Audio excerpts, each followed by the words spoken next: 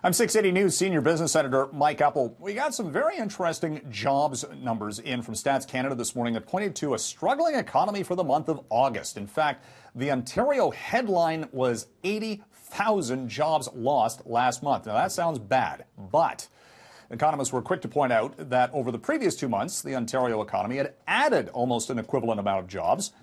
And overall, the provincial unemployment rate is still well below that of the national average, which is now up to 6% for the month of August. Canada in its entirety lost about 51,000 jobs, another head-scratcher, but that was preceded by July's jobs growth. And economists are saying that all of this kind of smooths out to a still growing labor market overall. And the number of job vacancies right now across the country, north of 400,000 according to some estimates.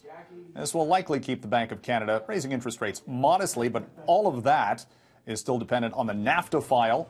If the trade talks somehow break down, they're expected to continue next week. That could be a major dent to the economy, but in the meantime, the economy continues to grow. More tough goings for Tesla today. From a financial standpoint, at least, the stock was down the most in 2 years.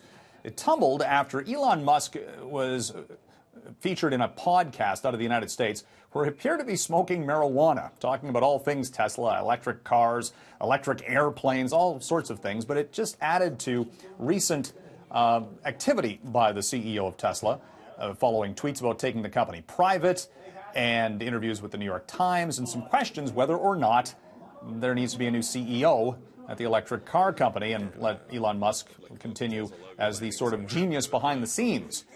Shares of Tesla also dropped today because the chief accounting officer, which just joined the company less than a month ago, quit because he can't handle all of the public scrutiny going on with everything that's going on at Tesla these days.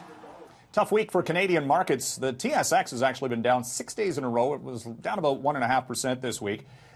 Concerns about the energy trade across the country, with the price for oil, Canadian oil, trading at its steepest discount to U.S. prices in about 5 years. This all comes back to the issues with the Trans Mountain Pipeline, among other things. Now, it is going to result in a break at the gas pumps going to the weekend.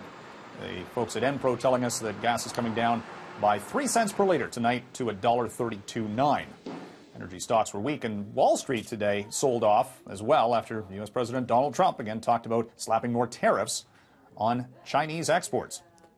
And for all of the headlines regarding the Colin Kaepernick ad debuted by Nike this week with the start of the NFL season, and the initial reaction from Wall Street taking Nike stock down by 3%, at the end of the day, for the week, Nike was break even from an investment standpoint.